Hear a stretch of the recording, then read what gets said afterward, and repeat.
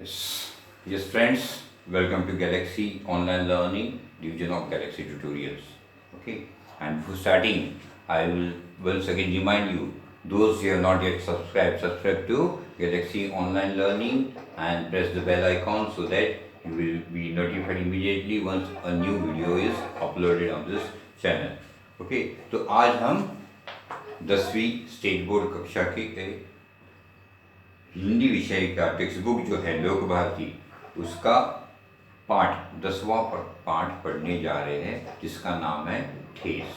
ये पूरक पठन के लिए आपको है। ये जो पाठ है वो फणीश्वरनाथ रेणु जी ने लिखा हुआ है। तो पहले हम फणीश्वरनाथ रेणु जी का परिचय देखेंगे। उनका जन्म 1921 में पूर्णिया बिहार में हुआ था और उनकी मृत्यु 1977 में हुई। उनका परिचय में लिखा है कि हिंदी कथाधारा का रूप बदलने वाले फणीश्वरनाथ रेणु जी को आज़ादी के बाद प्रेमचंद की संज्ञा दी जाती है। मतलब आज़ादी के बाद के प्रेमचंद ऐसे फणीश्वरनाथ रेणु जी को कहा जाता है। आपकी कहानियों और उपन्यासों में आंचलिक जीवन की धुन, गंध, लय, ताल, सुर, सुंदरता, कुरूपता स्पष्ट रूप से दिखाई पड़ती है। आपकी भाषा शैली में एक जादुई असर मिलता है। आंचलिक जीवन शैली मतलब of that particular place, of particular region. Okay, जीवन शैली of a particular region, of the region of Bihar, the villages of Bihar. Okay, तो प्रमुख कृतियाँ महिला आंचल, परती परिकथा, जुलूस जो एक उपन्यास है, फिर एक आदिम रात्रि की महक, ठुमरी, अच्छे आदमी ये उनकी कथा संग्रह है, फिर ऋण, जल, धनजल और नेपाली क्रांति कथा ये रिपोर्टाज उन्होंने लिखे हुए हैं। अभी इस गद्य संबंधी ये जो पठन आपको है ठेस उसके संबंधी लिखा है कि प्रस्तुत आंचलिक कहानी मतलब this is in the village, this is in a particular village, a typical village story, Bihar के ग्रामीण जीवन पर आधारित है। इस कहानी के माध्यम से कथाकार ने ग्रामीण जीवन, सामाजिक संबंध, कारीगरी, कारीगरों के स्वाभिमान आदि को बड़े ही सुंदर ढंग से चित्रित किया जाता है। मतलब as you will be studying this will come to know, आपके सामने बिहार का एक छोटा सा गांव आपके सामने नजर आएगा। आपको you will see you will see that there is a village in Bihar, छोटे गांव हैं और वहाँ पे कैसे लोग रहते हैं, हाउ द सिचुएशन अपने आप अपने आंखों के सामने खड़ा हो जाता है। इतने सुंदर ढंग से उन्होंने ये कथा लिखी हुई है। तो शुरू कर देते हैं हम ये कथा पढ़ने के लिए। खेती बाड़ी के समय गांव के किसान सिरचन को गिनती नहीं करते। लोग उसको बेकार ही नहीं बेगार समझते हैं। इसलिए खेत खलिहान की मजदूरी के लिए कोई नहीं बुलाने जाता है सिरचन को। क्या होगा उसको बुलाकर? दूसरे मजदूर खेत पहुंचकर 1/3 काम कर चुकेंगे, तब कहीं श्रीचंद राय हाथ में खुरपी डुलाता हुआ दिखाई पड़ेगा, पगडंडी पर तौल तौल कर पांव रखता हुआ धीरे धीरे। मुफ्त में मजदूरी देनी हो तो बात है। तो अभी इस पैराग्राफ में हम क्या पढ़ रहे हैं कि अभी खेती बाड़ी का समय है, टाइम ऑफ ये एग्रीकल्चर के फार्मिंग का टाइम है, एग्रीकल्चर का खेती के काम करने का टाइम है। तो इसमें हम क्या देखते हैं कि वो खेती का करने के टाइम में, फार्मिंग के टाइम में कोई श्रीचंद एक आदमी का नाम है उस गांव के, उसकी कोई गिनती नहीं करता। नो वन काउंट्स हिम, क्योंकि लोगों के नज़रिए से वो एक बेकार है। बेगार मतलब जिसको कोई पैसा नहीं देते काम करने के लिए, दैट इज बेगार। अभी there was a practice in India that the land labourers had to work without any money for the landlords. उनको बेगारी कहते हैं, तो उसको बेगार कहते हैं। मतलब पैसा नहीं देना है, बस खाने पीने के लिए दे दो बस। तो इसलिए कभी भी खेत खलिहान में काम हो तो उसे कोई नहीं बुलाता है, क्योंकि बुलाकर क्या होगा, क्योंकि लोग जब बाकी मजदूर जब 1/3 काम पूरा कर दे, 1/3 मतलब 1/3 काम पूरा कर दे, तभी कहीं तो आपको दूर से दिखेगा कि ये सिरचन आ रहा है काम करने के लिए, एक हाथ में ये लेके, खुरपी लेके, घास काटने के लिए खुरपी लेके आ रहा है, और धीरे धीरे पगडंडी यानी ये पाउल वाट, मराठी में हम पाउल वाट कहते हैं ना, तो पाउल वाट पे से चलते चलते आ रहा है, आराम से चलते आ रहा है। तो उसको काम के लिए बुलाना मतलब वो काम तो कुछ करेगा नहीं और मुफ्त में मजदूरी देना, ऐसा हो जाएगा। आज सिरचन को मुफ्तखोर, कामचोर या चटोर कहले हुई। एक समय था जब उसकी मड़ैया के पास बाबू लोगों की सवारियां बनती रहती थी। उसे लोग पूछते ही नहीं थे, उसकी खुशामद भी करते थे। अरे सिरचन भाई, अब तो तुम्हारे ही हाथ में यह कारीगरी रह गई है सारे इलाके में। एक दिन का समय निकाल कर चलो, बड़े भैया की चिट्ठी आई है शहर से, सिरचन से एक जोड़ा चिक बना कर भेज दो। मतलब आज सब लोग सिरचन को मुफ्तखोर, मतलब कामचोर, चटोर, ऐसे ही खाने वाला, कुछ बिन काम का ऐसे कहते, लेकिन लेखक कहता है कि एक समय था, नरेटर सेइंग, एक समय था जब सिरचन की मड़ैया, मड़ैया माने झोपड़ी के बाहर, गांव के आजू बाजू, सिर्फ गांव के ही नहीं, आजू बाजू के गांव के प्रतिष्ठित लोगों की सवारियां खड़ी रहती थी। ओके, उनकी गाड़ियां खड़ी रहती थी, उनको घोड़े पे आते थे या जो भी बैलगाड़ी लेके आते थे, तभी के ज़माने की बात है। तो उनकी सवारियां खड़ी रहती थी और सब लोग सिर्फ उसे बुलाने नहीं, उसे मनाने आते थे, क्योंकि सिरचन के पास एक ऐसी कारीगरी थी, वो उस एरिया में किसी के पास नहीं थी। तो उसको वो कारीगरी के लिए लोग उसको मनाने के लिए कि वो आए अपने घर और काम करें, इसके लिए लोग मनाने आते थे।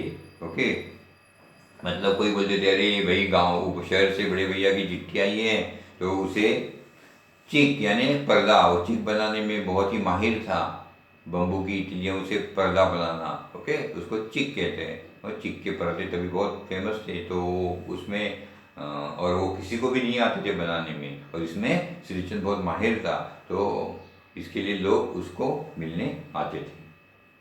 मुझे याद है मेरी माँ जब कभी सिरचन को बुलाने के लिए कहती, मैं पहले ही पूछ लेता, भूख क्या क्या लगेगा।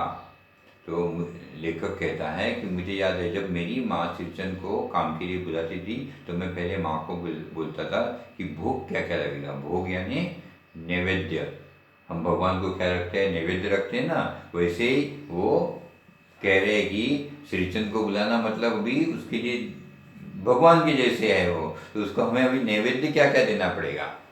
ओके, तो माँ हंसकर कहती थी, जा जा जा जा बेचारा, मेरे काम में पूजा भोग की बात नहीं उठाता कभी। पड़ोसी गांव के पंचानन चौधरी के छोटे लड़के को एक बार मैंने सामने ही बेपानी कर दिया था सिरचन ने। तुम्हारी भाभी नाखून से खाटकर तरकारी परोसती है, और इमली का रस डालकर कढ़ी तो हम मामूली लोगों की घरवालियां भी नहीं बनाती। तुम्हारी भाभी ने कहाँ से बनाना सिखाई। तो जब ये बोलता था कि भोग क्या लेना है, नरेटर भोग क्या क्या लगेगा, तो उसकी माँ हंसकर बोलती थी, अरे जा जा ऐसे कुछ नहीं है, मेरे सिरचन तो मेरे पास से ऐसे पूजा भोग की बात भी नहीं करता, उसे मतलब खाने की बात ही नहीं करता, कभी उठाता नहीं। क्योंकि लेखक ऐसे क्यों पूछता है, क्योंकि उसने एक बार देखा था कि पड़ोसी गांव के जो चौधरी थे, पंचानन चौधरी, उनके एक छोटे लड़के को उन्होंने बेपानी कर दिया था। बेपानी यानी उनकी बिन पानी की कर दी थी हजामत।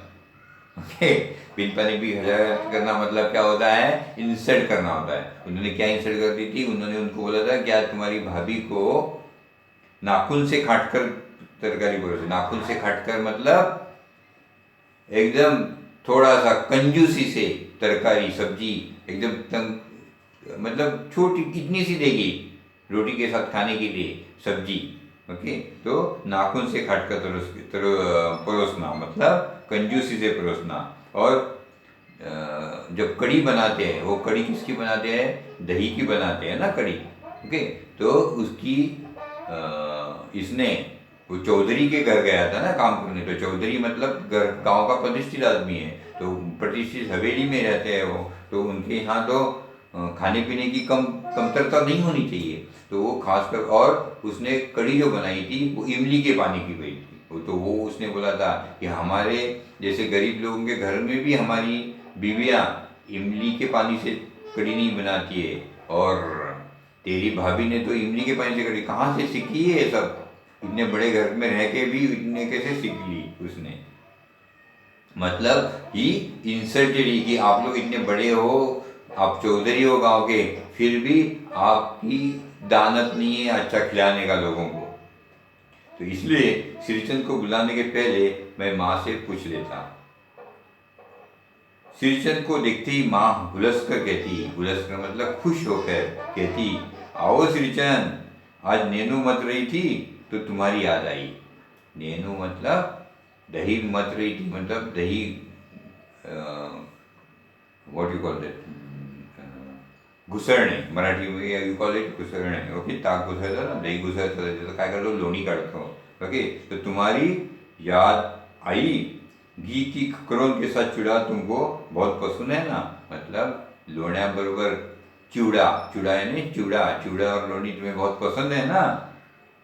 और बड़ी बेटी ने ससुराल से, और मेरी बड़ी बेटी ने अपने ससुराल से आपके लिए एक मैसेज भी भेजा है कि उसकी ननन को रूठी हुए मोती की शीतल पाटी के लिए, मोती यानी एक घास है, उसकी शीतल पाटी यानी सतरंजी चटाई बनाते हैं। आपने देखा होगा कि कभी कभी घास की चटाई बना देखी होगी, तो उसको मोती की चटाई ये बोलते शीतल पाटी। ओके, तो बोलती है उसकी मम्मी कि मेरी बड़ी बेटी ने आपके लिए एक संदेश भेजा है कि उनकी ननन थोड़ी रूठी हुई है, क्योंकि उनके आपके हाथ की शीतल पाटी चाहिए। श्रीचंद अपनी पनियाई जीभ को संभाल कर हंसता। पनियाई मतलब उसको अभी घी के सुगंध, जब भी माँ ने बोला उसे कि मैं आपको लोनी के साथ चूड़ा दूंगी, तो उसके मुंह में पानी आ गया है।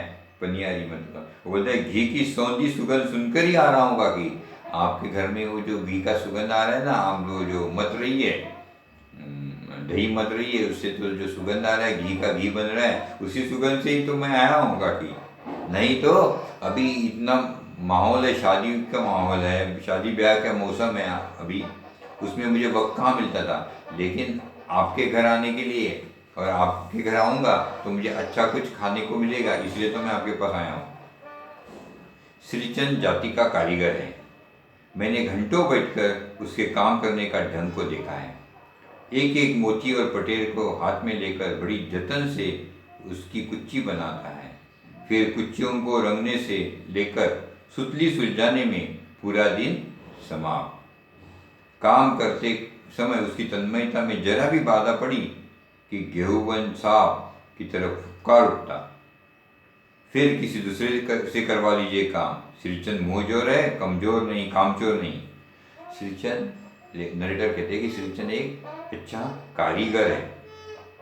उसे नरेटर ने घंटों देखा है काम करते वक्त, बैठकर देखा है उसके काम करते वक्त उन्होंने, और देखा कि वो एक एक मोती, एक एक घास को, पटेल को किस तरह से वो उसकी पहले कुच्ची बनाता है, इकट्ठा करता है, उनको बांधता है, फिर उनको पेंट करता है, फिर उनको सुतली में बांध के उसको बहुत ही इतना, मतलब वो तन मन धन लगाकर पूरी तन्मयता से, पूरे concentration, is very much focused when is doing his work. And when is doing his work and when is focused, अगर उसको किसी ने बीच में ये कर दिया, क्या क्या बोलते हैं वो, कि उसके काम करने के समय उसमें किसी ने बाधा लाई, तो वो एक सांप की तरह फुटकार उठता है। सांप को देखे ना आपको कैसे फुटकारता है, तो उसी तरह वो फुटकार उठता है, और फिर वो उठ ही जाएगा कि आप किसी और से काम कर लीजिए, मैं मेरा काम बहुत तन्मयता से करता हूँ, मुझे मालूम है मैं कैसे काम कर रहा हूँ। अगर आपको लगता है कि मैं काम अच्छा नहीं करता हूँ तो आप किसी और से कर लीजिएगा। हाँ, मैं मुंहजोर हूँ, मतलब मैं मुँह से मैं कुछ भी बात करूँगा, लेकिन कामचोर नहीं हूँ, मतलब काम में मैं कुछ कम ज़्यादा नहीं करूँगा, काम एकदम सही ढंग से करूँगा, कुछ कमतरता नहीं होगी मेरे काम में। तो बिना मजदूरी के पेट भर भात पर काम करने वाला कारीगर। दूध में कोई मिठाई न मिले तो कोई बात नहीं, किंतु बात में जरा भी झाला वो नहीं बर्दाश्त कर सकता। वो एक ऐसा कारीगर था, वो अपने काम का पैसा नहीं लेता था। बस आप उसे जो आपके मन में को, जो आप उसको खाना खिलाओ, उसे और कुछ नहीं चाहिए था, बस खाना खिलाओ आप उसको। और खाने में भी वो, उसका कहना था कि खाने में भी दूध में आपने शक्कर कम डाली तो भी चलेगा, लेकिन उसे कोई उल्टा सुल्टा जवाब नहीं देना चाहिए, या कोई उसे बात ना कहे, उल्टी सुल्टी बात ना कहे, तो उससे वो बहुत गुस्सा आता था उसे। ओके, पैसा ना दे चलेगा, खाने में भी थोड़ा कम ज़्यादा होगा चलेगा, लेकिन उसे कोई उसके काम के ऊपर उसे कोई बोलना नहीं चाहिए। सिरचंद को लोग चटोर भी समझते हैं। तली बघारी हुई तरकारी, दही की कड़ी, मलाई वाला दूध, इन सब का प्रबंध पहले कर लो, तब सिरचंद को बुला। दुम हिलाता हुआ हाजिर हो जाएगा। खाने पीने की चिकनाई में की कमी हुई कि काम की सारी चिकनाई खत्म। काम अधूरा रखकर उठ खड़ा होगा। आज तो अब अधकपाली दर्द में माथा टनटना रहा है, थोड़ा सा रह गया है, किसी दिन आकर पूरा कर दूंगा। किसी दिन माने कभी नहीं। तो श्रीचंद को इस वजह से श्रीचंद को लोग कभी कभी चटोर भी कहते थे। मतलब श्रीचंद को अच्छा खाना हमेशा पसंद था।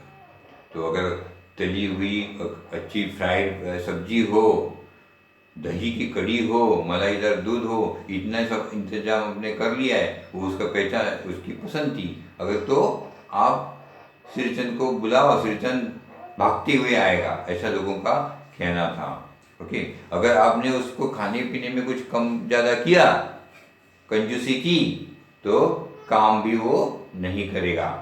ओके, उसकी वो काम उठकर खड़ा हो जाएगा और बोलेगा कि मेरे सर में दर्द हो रहा है।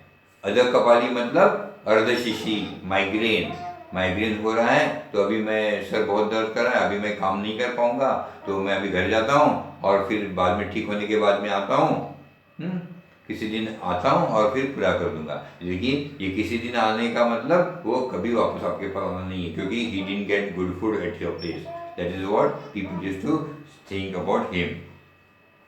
मोती घास और पटरे की रंगीन शीतल पाटी, बांस की तिलियों की झिलमिलाती चेक, सतरंगी डोर के मोड़े, भूसी चुन्नी रखने के लिए मूंज की रस्सी से के बड़े बड़े जाले, हलवाओं के लिए ताल के सूखे पत्तों की छतरी टोपी, तथा उसी तरह बहुत से काम है जिन्हें श्रीचंद के सिवा गांव में और कोई नहीं जानता।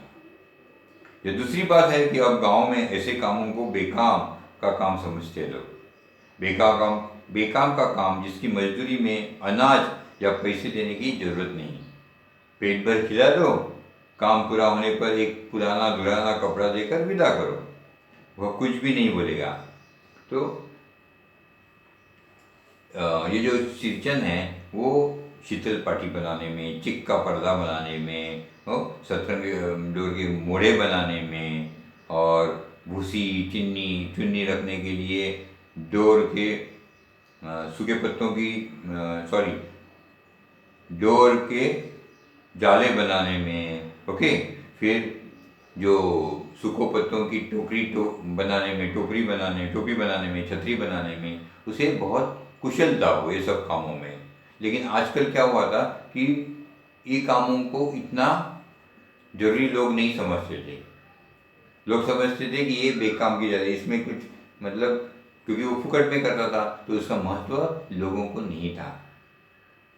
उसको बस कुछ खाना खिला दो और जुना पुराना काम पूरा होने के बाद एक जुना पुराना कपड़ा दे दो, बस हो जाएगा। इससे मतलब he was not taking money for the work, and that's why people had derated his work। मतलब उनको उसको महत्व ही नहीं था उसके काम का, ऐसी बात हो गई थी।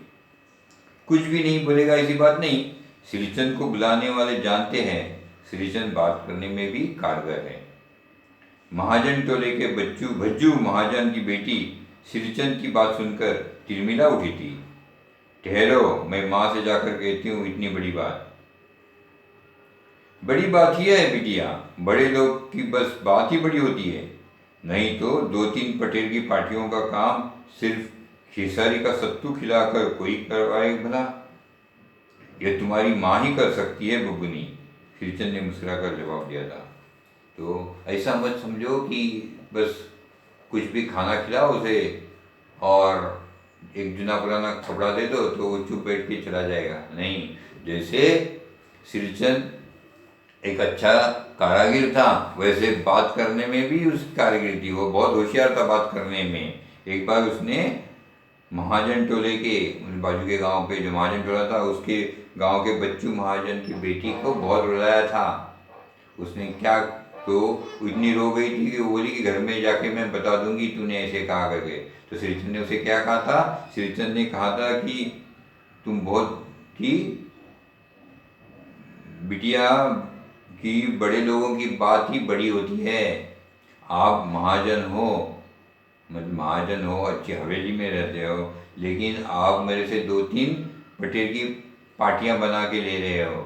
आप मुझसे इतना काम करवा ले रहे हो और उसके बदले में तुम्हारी माँ क्या कर रही है, मुझे क्या खिला रही है, खाना नहीं दे रही है, वो खेसारी का सत्तू, मतलब सत्तू खिला रही है। और सत्तू खिला के बोल रही है कि काम हो गया, मतलब इतनी, मतलब आपकी दानत है, मतलब यू डोंट वांट टू, आपके पास पैसा है, आप एक अच्छे प्रतिष्ठित घर के हो, हाँ, तो आप एक मेरे जैसे गरीब आदमी को जो इतना काम कर रहा है उसके लिए खाना नहीं परोस सकते, बस आप सत्तू खिला कर देगी।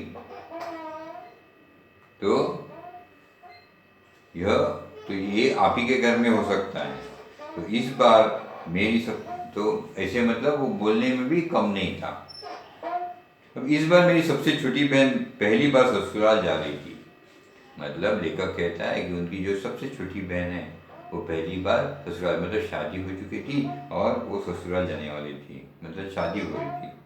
मानू के दूल्हे ने पहले ही बड़ी भाभी को लिखकर चेतावनी दे दी कि मानू के साथ मिठाई की पतली ना आए तो चलेगा, 3 जोड़ी फैशनेबल चिक और पटेल की 2 शीतल पार्टियों के बिना आएगी मानू तो भाभी ने हंसकर कहा था, बेरिंग वापस, मतलब आप वापस भेज देंगे। मतलब उनकी जो छोटी बहन है वो शादी के बाद ससुराल में पहली बार जा रही थी और उसके जो दूल्हा दूल्हा था, उसके हस्बैंड, उन्होंने कहा था कि साथ में क्या लेके आना, 3 जोड़ी चिक के पर्दे और 3 जोड़ी फैशनेबल चिक के पर्दे और 2 शीतल पटिया, मैंने 2 चटैयाँ लेके आना है, वो बहुत जरूरी है। आपने हमें मिठाई नहीं लेके आई तो चलेगा, मानो के साथ आपने मिठाई नहीं भेजी तो चलेगा, लेकिन ये तो जरूरी लाना है, अगर ये नहीं लाए तो हम मानू को वापस भेज देंगे।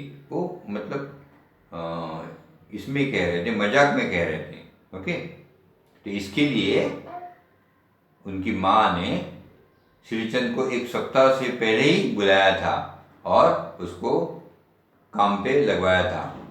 उन्होंने कहा था कि देखो श्रीचंद, इस बार नहीं धोती दूंगी, मतलब मैं पुराना कपड़ा नहीं दूंगी तुम्हें, नहीं धोती दूंगी, वो भी असली मोहर छापल धोती, मतलब गुड क्वालिटी धोती, ब्रांडेड धोती मिलेगी तुम्हें।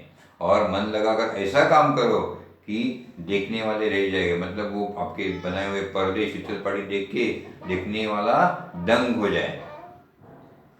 पान जैसी पतली छुरी से बांस की तिलियां और कमानियों को चिकनाता हुआ श्रीचंद अपने काम में लग गया। रंगीन सुतलियों में झब्बे डालकर वह चिक बुनने बैठा। 1.5 हाथ की बिनाई देखकर ही लोग समझ गए कि इस बार एकदम नए फैशन की चीज बन रही है। तो माँ ने इसे कहा और श्रीचंद काम में लग गया।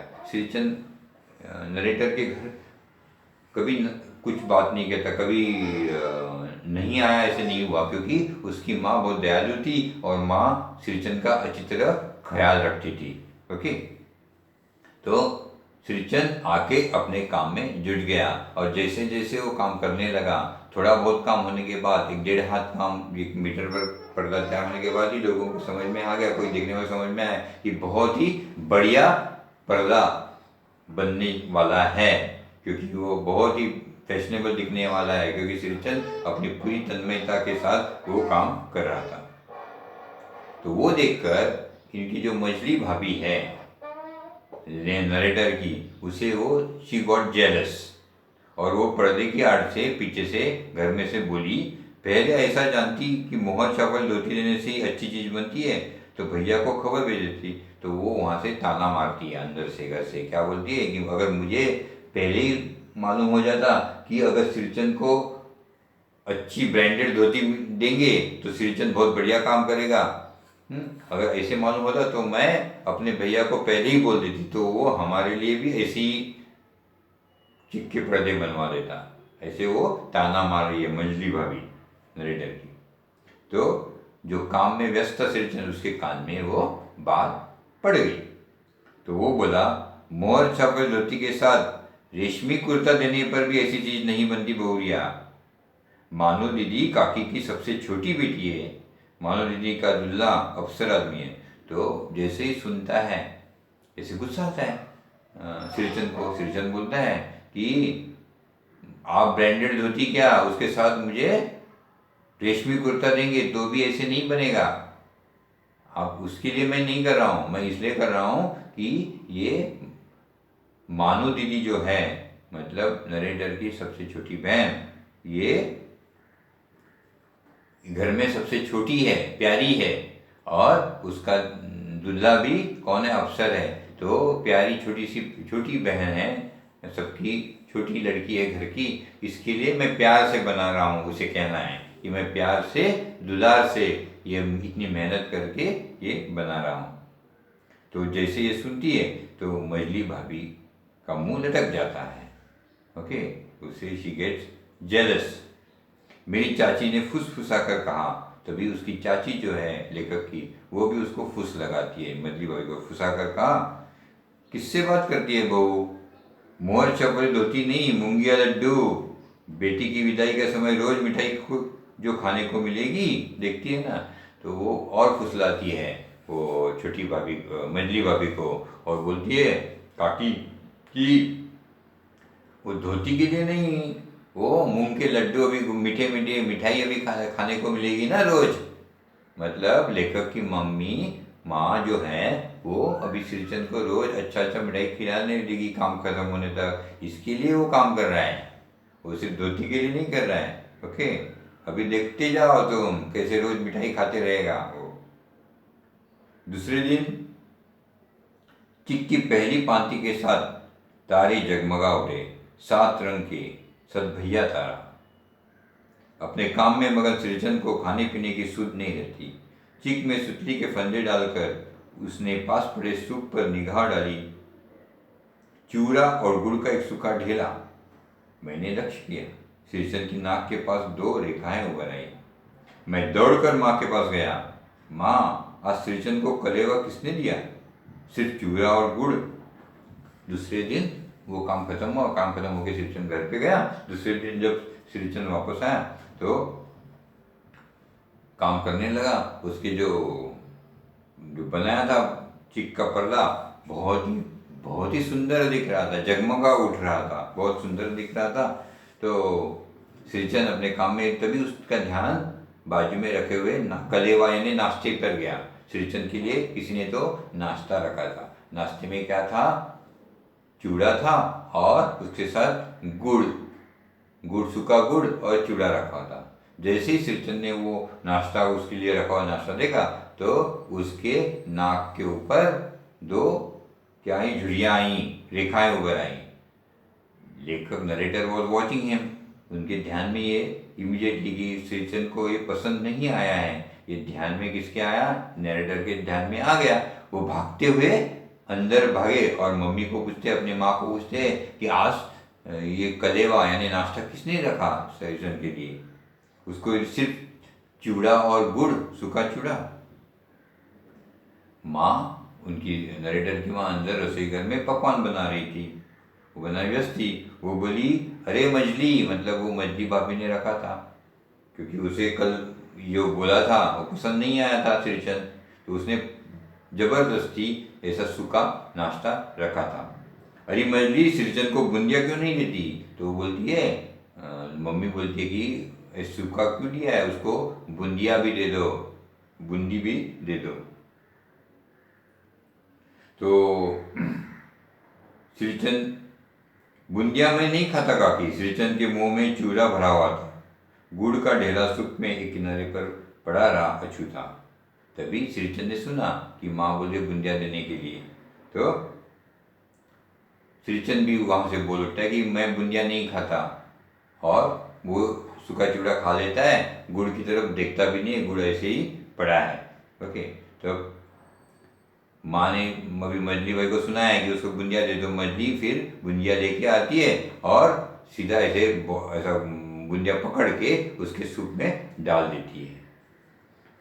मतलब शी हैजंट लाइक्ड इट, तो गुस्से से आके डाल देती है बुंदिया।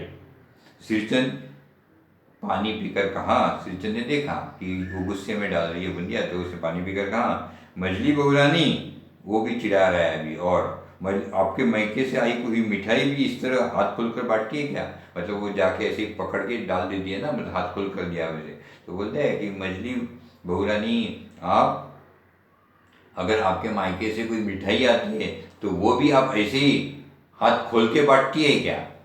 मतलब गुस्से से कितने क्यों दे रही हो इतना है, उसे कहना है। तो ऐसे बोलने से मछली बाई भी अपने रूम में जाके रोते पड़ती है।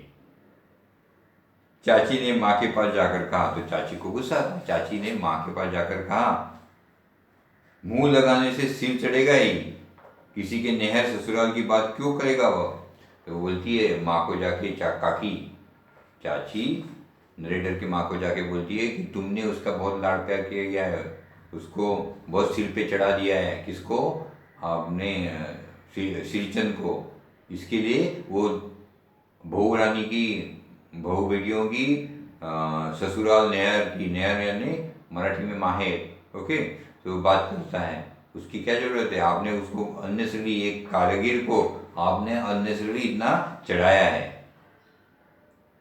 मछली भाभी माँ की दुलारी बहू है, मतलब मम्मी ऑल्सो लव्स दिस मछली भाभी, बहुत प्यार करती है। माँ तमक कर बाहर आई, माँ गुस्से से बाहर आ गई और श्रीचंद को बोली, श्रीचंद तुम काम करने आए हो, अपना काम करो, बहुओं से बात पुट्टी करने की क्या जरूरत? जिस चीज़ की जरूरत हो मुझसे कहो। तुम माँ की भी प्यारी बहू थी, उसको ऐसे रोते हुए देखकर माँ को भी सहन नहीं होता है, और माँ बाहर आके श्रीचंद को बोलती है कि श्रीचंद तुम काम करने आए हो ना, तो काम करो, ऐसे बहुओं के साथ ऐसी बात पुट्टी, मतलब गलत ढंग से बात क्यों करते हो? तुम अपना काम करो, अगर तुमके कुछ भी चाहिए तो बहू रानी को मत कहना, जो भी कहना है मुझसे कहो। श्रीचंद का मुंह लाल हो गया, मतलब श्रीचंद को भी गुस्सा आ गया, उसने कोई जवाब नहीं दिया। बांस में टंगे हुए अधूरे चिक में फंदे डालने लगा और वो चुपचाप अपना काम करते रहा। मानू पान सजाकर बाहर बैठक खाने में भेज रही थी।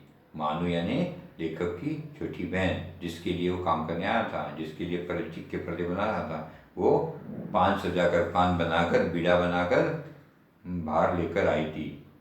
चाची चुपके से पान का एक बीड़ा श्रीचंद को देती हुई इधर उधर देखकर बोली, श्रीचंद दादा, कामकाज का घर, 5 तरह के लोग, 5 किस्म की बात करेंगे, तुम किसी बात पर कान मत दो। तो उसकी जो छोटी बहन है नरेटर की, वो पान का बीड़े लेकर बाहर आई थी, चुपके से एक बीड़ा वो इधर उधर देखकर श्रीचंद के हाथ में देती है और कहती है कि श्रीचंद दादा, तुम, ये इतना बड़ा घर है तो अलग अलग टाइप के लोग रहते हैं घर में, तो इतने बड़े घर में इतने सारे लोग हैं तो अलग की आदत अलग अलग होती है, तुम उनकी बात बटंगड़ में मत आना, उनके ऊपर ध्यान मत देना, बस अपना काम करो, उनके ऊपर ध्यान मत दो। ओके, तो श्रीचंद मुस्कराता है, उसको भी वो अच्छी लगती है, छोटी सबसे छोटी बेटी है घर की, तो उसको भी अच्छी लगती है, तो वो मुस्कुराता है और उसके लिए तो काम करने आया था ना, और वो मुंह में वो बीड़ा डाल देता है। उसी समय वो काकी, चाची कमरे से निकल रही थी, वो देखती है कि श्रीचंद पान खाता है, खा रहा है, और वो देखकर वो हवा को जाती है, शी गेट सरप्राइज, मतलब इसको किसने दिया पान? वो तो कारगिल है, हमारे यहाँ कारगिल काम करने आया हुआ मजदूर है वो, और उसको भी पान खिला रहे हैं घर में। तो श्रीचंद की चाची को अपनी ओर अचरज से घूरते देखकर श्रीचंद कहता है, श्रीचंद ऐसे मतलब सरप्राइज से देख रही है, तो कहता है, छोटी चाची जरा अपनी डिबिया का गम कौवा जर्दा खिलाना, बहुत दिन हुए। तो वो भी he wants to irritate that चाची, और कहते हैं कि आपके पास जो जर्दा है पान में डाल, वो जरा खिलाओ, बहुत दिन से खाया नहीं। चाची कई कारणों से जली बुनी रहती थी श्रीचंद से, गुस्सा उतारने का ऐसा मौका फिर नहीं मिल सकता। झनकती हुई बोली, तुम्हारी बड़ी हुई जीभ में आग लगी, घर में भी पान और गम खोवा जर्दा खाते हो, चचोर कहेंगे। मेरा कलेजा धड़क उठा, हो गया सत्यानाश। तो चाची पहले से ही जलती थी श्रीचंद के ऊपर, क्योंकि उन्हें पसंद नहीं था कि नरेटर की माँ उसकी इतनी देखभाल करती है। तो वो बोलती है, तू अपने घर में कभी एक जर्दा खाते हो, इधर हाथ फैलाते हो जर्दा खाने के लिए, ये तुम्हारे लिए, मतलब उसका कहना है कि ये गम कौवा जर्दा खाना तुम्हारे जैसी की हैसियत नहीं है, वो सिर्फ हमारे जैसे लोग खा सकते हैं, इसलिए बोलती है घर में तुम खाती हो ऐसे। तो जैसे ये बात नरेटर सुनता है, उसका कलेजा भी धड़कने लगता है कि उसे लगता है अभी तो श्रीचंद को गुस्सा आएगा और काम छोड़ के वो चला जाएगा। बस श्रीचंद की उंगलियों में सुतली के फंदे पड़ गए, मानो कुछ देर तक वह चुपचाप बैठा, पान को मुंह में घुलता रहा, फिर अचानक उठकर पिछवाड़े पे थूक आया। अपनी छुरी हंसियां वगैरह समेट संभाल कर झोले में रखे, टंगी हुई अधूरी चिक पर एक निगाह डाली और हनहनाता हुआ आंगन से बाहर निकल गया। बस श्रीचंद को जैसे चाकती ऐसे बोलती है कि तुम्हारी हैसियत है कि ऐसे कुछ खाने की, तो श्रीचंद को गुस्सा आ जाता है। वो क्या करता है, 1 मिनट सोचता है, फिर पान की टीक मारने के लिए बाहर जाता है, उठता है और फिर जो भी उसके सामान है टूल्स है, वो सब टूल्स वो इकट्ठा करता है, अपने झोली में बैठता है और एक तरफ वो आधे बनाए हुए चीक पर्दे के ऊपर देखता है और वो बाहर निकल जाता है। एक निगाह डाली और बाहर निकल जाता है। मानू यानी नरेटर की छोटी बहन कुछ नहीं बोली, वो चुपचाप अधूरी चिक को देखती रही।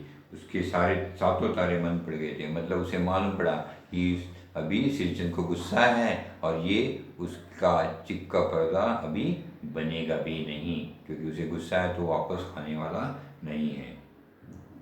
माँ भी बोली, जाने दे बेटी, जी छोटा मत कर मानो, मेरे से खरीद कर बेच दूंगी।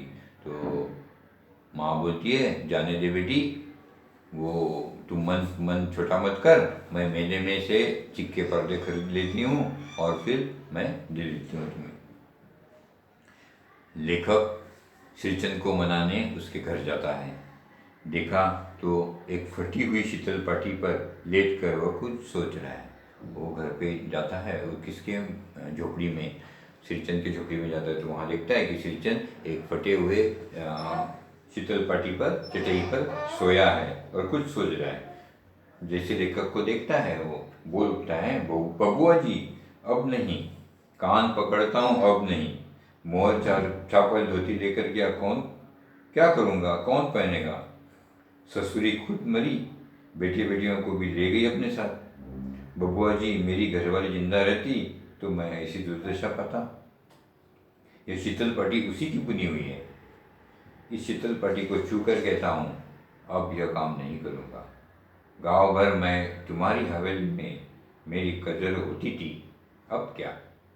मैं चुपचाप वापस लौट आया, समझा गया कलाकार के दिल में ठेस लगी है, मतलब उसको कहीं तो जोर से झटका लगा है, फील हुआ है उसे, वह नहीं आ सकता।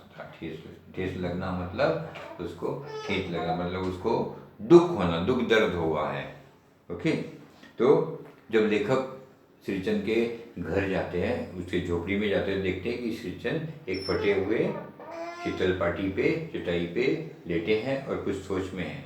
बबुआ को देखते ही, नरेटर को देखते कहते, बबुआ अभी फिर कभी नहीं, अभी मैं कभी नहीं आऊँगा काम करने। और उसे अपनी बीबी की याद आती है और क्या बोलते हैं कि ये खुद तो चली गई, मतलब मर गई उनकी बीबी, he is alone, he has lost his wife, और उसके साथ साथ उसके बीबी बच्चे भी मर गए, he has no one in this world now. Okay, तो वो कहता है कि अगर मेरी बीबी आज जिंदा होती तो मैं लोगों के पास खाने के लिए जाता था, नहीं, मेरी बीबी बनाती थी खाना, मेरे पास बीबी नहीं है, इसके लिए मैं दूसरों के घर पे जाके काम के बदले में खाना लेता हूँ। क्यों लेता हूँ, क्योंकि घर में कोई बनाने वाला नहीं है, इस पूरे गांव में सिर्फ तुम्हारा ही घर था जहाँ पे मुझे कोई इज्जत मिलती थी। ओके, तुम्हारी माँ मुझे इज्जत देती थी, इसके लिए मैं तुम्हारे घर आता था। लेकिन अभी तुम्हारे घर में भी मेरी इज्जत नहीं रही, तो फिर मैं अभी क्यों आऊँ?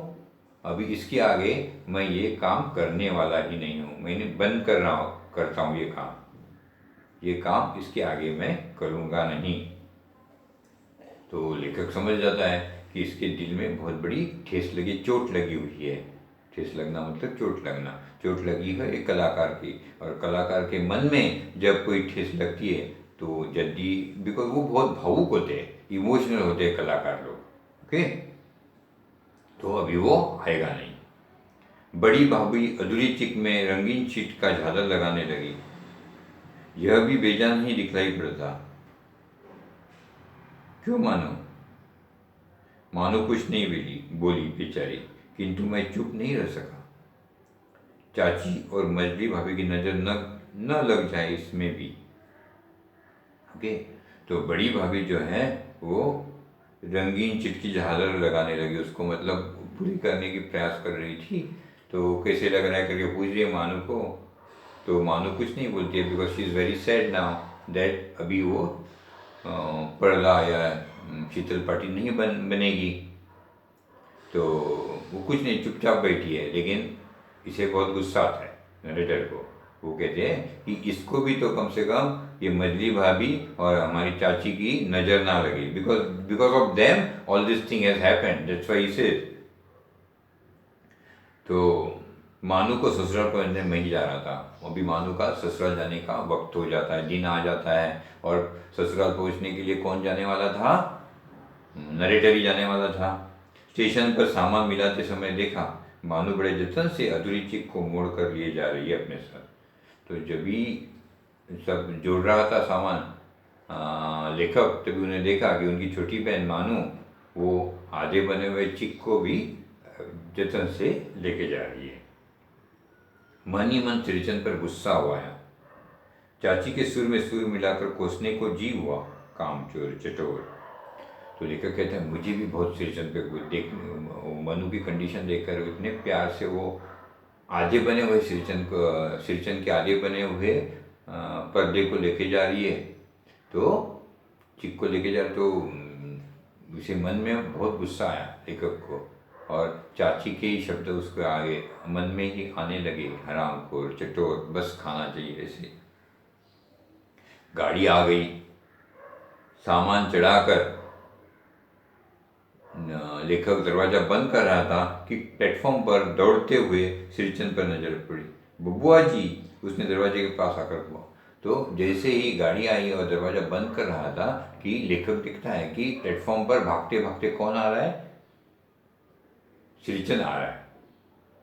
और बबुआ जी करके दरवाजे में खड़े रहकर बबुआ जी करके उसने आवाज लगा दी। क्या है? मैंने खिड़की से गर्दन निकालकर झिड़की के स्वर में कहा। मतलब अभी क्यों आए हो? ये झिड़की के स्वर में मतलब बहुत ही खुन्नस के स्वर में कि क्या है, क्यों आए हो? अभी आपने तो ये बनाया नहीं पर्दा वगैरह, अब क्यों आए हो? श्रीचंद ने पीठ पर लदे हुए बोझ को उतरकर मेरी ओर देखा। दौड़ता आया हूँ, दरवाजा खोलिए, मानो दीदी के कहाँ है, एक बार देखो। तो वो बोलता है कि मैं भागते आया हूँ, दरवाजा तो खोलिए। और पीठ में से सामान जो है उसके वो लदा हुआ सामान निकालते हैं और पूछता है कि मानो दीदी कहाँ है, मतलब लेखक की, नरेटर की छोटी दीदी कहाँ है, उसे जाते हुए अभी ससुराल जा रही है तो एक बार देख तो लूँ। मैंने दरवाजा खोल दिया। श्रीचंद दादा, मानो इतनी बोल सके, मानो बस नाम ही ले सके। She also got very emotional. वो मानो ऑल्सो गॉट वेरी इमोशनल। और बोलती है श्रीचंद दादा, इतना ही बोल पा गए, आगे वो कुछ बोल ही नहीं पा रही क्योंकि उसके आंखों में आंसू जमा हुए थे। खिड़की के पास खड़े होकर श्रीचंद ने हकलाते हुए कहा, यह मेरी ओर से है, सब चीज़ें है दीदी, शीतल पट्टी, चिक और एक जोड़ी आसनी पुश की। और गाड़ी चल पड़ी और उसने जो पीठ पे लदा हुआ सामान गाड़ी में रख दिया और हकलाते हुए, मतलब उसके मुंह से भी आवाज़ नहीं निकल रही थी। किसके? श्रीचंद के। बोलते मैंने इसमें सब कुछ दिया है, आपको शीतल पार्टी भी दी है, फिर चिक के पर्दे भी दिए हैं और उसके साथ मैंने एक जोड़ी आसनी की कुछ भी दी है। ओके, तो मतलब आसन के लिए जो टेकने के लिए जो कुछ थे वो भी दे दी, मतलब सब कुछ मैंने आपके लिए दिया है। तो मानू क्या करने लगी, ये सब दिया करके, अभी जो बोला था उसने वो बना के लाया था देना है। तो मम्मी ने कहा था कि मैं तुझे धोती दूंगी। इसके लिए मानू क्या करती है, पर्स में हाथ डाल के पैसा निकालने लगती है वो इसके लिए, धोती के लिए। तो इमीडिएटली ये क्या करता है श्रीचंद, जीभ को दांत में काट कर दोनों हाथ जोड़ देता है, मतलब इसे जीभ बाहर निकालता है ऐसे करके, और ये मैं नहीं लूंगा, मतलब ये पैसा मुझे नहीं चाहिए। क्योंकि ये उसने किस लिए लाया था, बिकॉज वो मानू दीदी उसकी सबसे घर की सबसे छोटी दीदी थी, छोटी, तो he also use to like because for years is coming in the house. और उसे ये बाद में उसे लगता है कि ये एक चीज़ वो दे सकता है इस बिटिया के लिए, पहली बार ससुर शादी हो गई है, ससुराल जा रही है और वो नहीं दे पा रहा है, तो उसने अपने घर में बहुत प्यार से बना के ये सिर्फ मानू दीदी के लिए दिया था। ओके, तो मानू फुट फुट कर रो रही थी। मैं बंडल को खोल कर देखने लगा, ऐसी कारागिरी, ऐसी